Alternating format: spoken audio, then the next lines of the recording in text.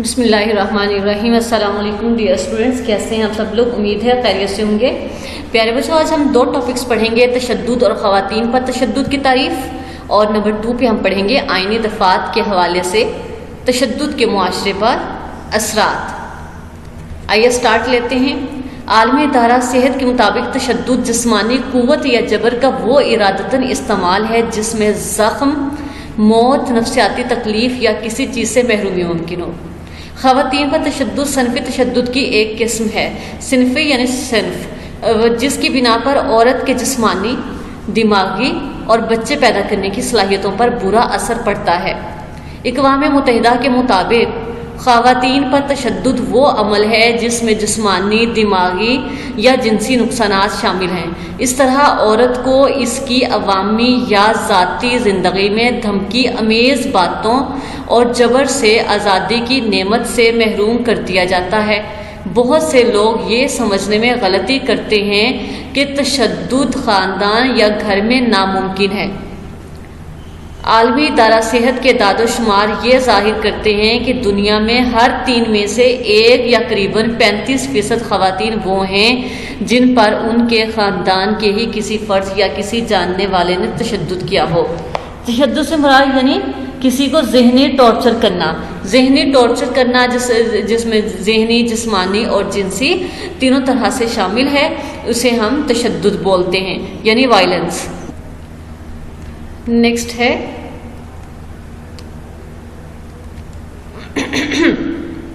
آئینی دفعات کے حوالے سے تشدد کے معاشرے پر اثرات۔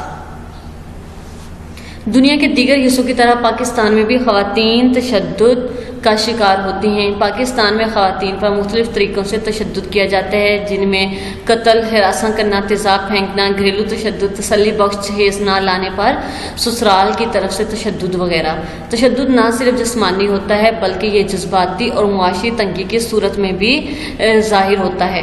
تشدد کا شکار ہونے والی خواتین میں دیہاتی، شہری، امیر، غریب اور مختلف اعتقادات پر یقین رکھنے والی خواتین شامل ہیں، یعنی عقیدے کی جمع، اعتقادات عقیدے کی جمع۔ بعینہ مجرم بھی کسی مخصوص طبقے سے تعلق نہیں رکھتے بلکہ ان میں بھی امیر، غریب، مذہبی، غیر مذہبی، تعلیم یافتہ اور غیر تعلیم یافتہ افراد شامل ہوتے ہیں۔ مجرم تشدد کا شکار ہونے والے خاتون کے جاننے والے ہو سکتے ہیں یا وہ اجنبی بھی ہو سکتے ہیں۔ اسی طرح بعض اوقات عورت پر تشدد کر گزرتی ہے۔ پاکستان کا موجود آئین اس بات کی اجازت نہیں دیتا کہ خواتین کسی صورت میں بھی تشدد کا شکار ہوں۔ تشدد کے معاشرے پر ناخوشگوار اثرات مرتب ہوتے ہیں۔ معاشرہ بے چینی اور بد امنی کا شکار ہو سکتا ہے۔ معاشرے میں رہتے ہوئے افراد کے حقوق چھینے جا سکتے ہیں۔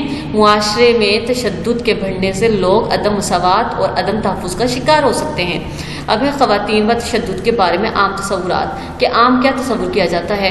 تشدد کی درجن وجوہات ہو سکتی ہیں، یعنی معاشرے نے اس کو بالعموم مشترکہ عمل سمجھ کر قبول کر لیا ہے۔ مجرموں کے خلاف سزا پر عمل درآمد نہیں ہوتا۔ معاشرے میں عدم مساوات اور برابری کا نہ ہونا۔ مزید یہ کہ اسلام میں خواتین کو جو حقوق دیے گئے ہیں ان سے خواتین واقف نہیں ہوتی، اور اس کے بارے میں جو غلط ترین مفروضہ ہے وہ یہ ہے کہ یہ غلط مفروضہ رائج ہو چکا ہے کہ خواتین اپنی غلطی کی وجہ سے تشدد کا شکار ہوتی ہیں، جبکہ فیکٹ یہ ہوتا ہے کہ بعض لوگوں کو یہ دلیل ہوتی ہے کہ تشدد کا انحصار خواتین کے ملبوسات، ان کی ازدواجی حیثیت، ان کے طرز حیات، ان کی سوچ کی بنا پر ہوتا ہے۔ یہ دلیل غلط ہے کیونکہ اس کا وبال مجرم کے بجائے مظلوم عورت پر ہوتا ہے۔ اس بات کا سمجھنا ضروری ہے کہ تشدد میں صرف مجرم ہی قصوروار ہوتا ہے، مظلوم عورت نہیں۔ تشدد کا ارتکاب عام طور پر اس وقت ہوتا ہے جب جھگڑے کے حل کا کوئی دوسرا راستہ موجود نہ ہو۔ بہرحال جھگڑے کے حل کے لیے صلح صفائی کا طریقہ اختیار کیا جائے تاکہ تشدد کے واقعات میں کمی اور خاتمہ ہو سکے۔ اور جو غلط مفروضہ ہے یہ کہ عورتوں پر تشدد کا ارتکاب اس وقت ہوتا ہے جب گھر سے باہر کوئی کردار ادا کرتی ہیں، جبکہ اس کا فیکٹ کیا ہے؟ ہمارے معاشرے میں عورتوں کی گھر سے باہر کی زندگی عموماً بڑی غیر محفوظ ہے، اس لیے عورتوں کو عوامی مقامات پر جانے سے منع کیا جاتا ہے۔ یہ تصور بھی غلط ہے۔ عورتوں پر تشدد باہر کی طرح گھر میں بھی ہو سکتا ہے۔ بہرحال عوامی جگہوں پر جانا مرد اور عورت دونوں کا یکساں حق ہے۔ عوامی مقامات پر جانے کے لیے عورتوں پر پابندی لگانے کے بجائے ان مقامات کو قابل رسائی اور محفوظ بنایا جائے۔ یہ تھا ہمارا ٹاپک۔ آئیے اب ہم اس پہ ڈسکشن کرتے ہیں۔ تشدد کسے کہتے ہیں؟ تشدد عورت پہ بھی ہو سکتا ہے، مرد پہ بھی ہو سکتا ہے، بچوں پہ بھی ہو سکتا ہے، بچے پہ بھی ہو سکتا ہے. لیکن ہمارے پاس جو ٹاپک انڈر ڈسکشن ہے یہ ہے ہمارے پاس وائلنس اگینسٹ ویمن، عورت کے خلاف، عورت پر جو تشدد ہے اس کے بارے میں. اب عورت پہ کس طرح کا تشدد ہو سکتا ہے؟ عورت کو جسمانی آپ ٹارچر کر سکتے ہیں، دماغی ٹارچر کر سکتے ہیں، اور اس کو جنسی طور پہ اس کو ہراساں کر سکتے ہیں. یہ تین بڑے فیکٹرز ہیں جن کی بنا پہ عورت پہ تشدد ہو سکتا ہے. اب آئین کے حوالے سے، آئین دفعات کے حوالے سے تشدد کے معاشرے پر کیا اثرات ہوتے ہیں؟ عموماً یہ سمجھا جاتا ہے کہ جو تشدد ہے یہ صرف ایک خاص طبقے کی عورت پر ہی ہو سکتا ہے. نہیں، ایسا نہیں ہے. تشدد کسی بھی طبقے کی عورت پہ ہو سکتا ہے. وہ اس کا دیہاتی یا شہری ہونا ضروری نہیں، امیر ہے تو نہیں ہوگا، غریب ہے تو ہوگا، ایسا نہیں ہے. مختلف اعتقاد کے عقیدہ اس کا کیا ہے، ایسے بالکل بھی نہیں ہے. وہ چاہے دیہاتی ہو، شہری ہو، امیر ہو، غریب ہو، اس کا جو ہے اس پہ تشدد کیا جاتا ہے. اور اس تشدد میں یہ ہے کہ یہ سمجھا جاتا ہے کہ تشدد کرنے والا مرد کی بھی کوئی کیٹیگری ہے، شاید ایسا نہیں ہے، اس کی بھی کوئی کیٹیگری نہیں ہے. وہ امیر، غریب، مذہبی ہو، غیر مذہبی ہو، تعلیم یافتہ ہو، غیر تعلیم یافتہ ہو، یہ کسی بھی قسم کا آدمی کسی بھی قسم کی عورت پہ یہ تشدد کر رہا ہے. اور یہ مجرم تشدد کا شکار ہونے والی خاتون کے جاننے والے بھی ہو سکتے ہیں، اب وہ نہ جاننے والے بھی ہو سکتے ہیں، یعنی اجنبی بھی ہو سکتے ہیں. اس طرح بعض اوقات ہوتا ہے کہ عورت بھی عورت پر تشدد کر رہی ہوتی ہے. جس طرح عموماً سسرالی رشتہ داروں میں ایسا ہوتا ہے، یا پھر سوتیلے رشتہ داروں میں ایسا ہوتا ہے. تو یہ آپ کسی بھی طرح سے کسی کو ٹارچر کرنا یہ تشدد میں ہی شامل ہوتا ہے. اب خواتین کو کس قسم کے تشدد سے آج کل دو چار ہونا پڑتا ہے، ان میں قتل شامل ہے. آپ ان کو سائبر کرائم، یعنی اس میں آپ ان کو ہراساں کر سکتے ہو کسی بھی طریقے سے، آپ ان کو بلیک میل کر سکتے ہو. تیزاب پھینکا جا رہا ہے، گھر میں ان پہ تشدد کیا جاتا ہے، اور تسلی بخش جہیز نہ لانے پر سسرال کی طرف سے بھی ان پہ تشدد ہوتا ہے. جبکہ موجودہ آئین جو ہے ہمارا وہ اس بات کی اجازت نہیں دیتا. اب خواتین پر تشدد وہ اس بات کی اجازت نہیں دیتا، اور تشدد سے معاشرے پہ بڑے غلط قسم کے اثرات رونما ہو رہے ہیں، اثرات مرتب ہو رہے ہیں. معاشرے میں ہر طرف بے چینی اور بدامنی بڑھ رہی ہے. کوئی ٹرسٹ، عدم تحفظ محسوس ہوتا ہے، عدم مساوات محسوس ہوتا ہے خواتین کو اس سوسائٹی میں باہر نکلتے ہوئے. اب خواتین پر تشدد کے بارے میں جو عام تصور ہے وہ یہی پائے جاتے ہیں. تشدد کی جو وجوہات ہیں کہ معاشرے نے اس کو بالعموم مشترکہ عمل سمجھ کر قبول کر لیا ہے، یعنی کہ عورت پہ تشدد ہوگا ہی ہوگا، یہ سمجھ لیا معاشرے نے. اگر کوئی کسی پہ تشدد کرتا ہے تو کوئی اس کے خلاف کھڑا نہیں ہوتا، آواز نہیں اٹھاتا، یعنی معاشرے نے اس کو ایکسیپٹ کر لیا ہے. مجرم اگر کوئی تشدد کرتا ہے یا مجرم کو مل بھی جاتا ہے، پہلے تو ڈھونڈا نہیں جاتا، اگر کوئی مل بھی جاتا ہے تو اس پہ کسی قسم کی کوئی سزا لاگو نہیں کی جاتی. اور مزید یہ ہے کہ عدم مساوات اور برابری معاشرے میں عورت اور مرد کے درمیان یہ سین ہے.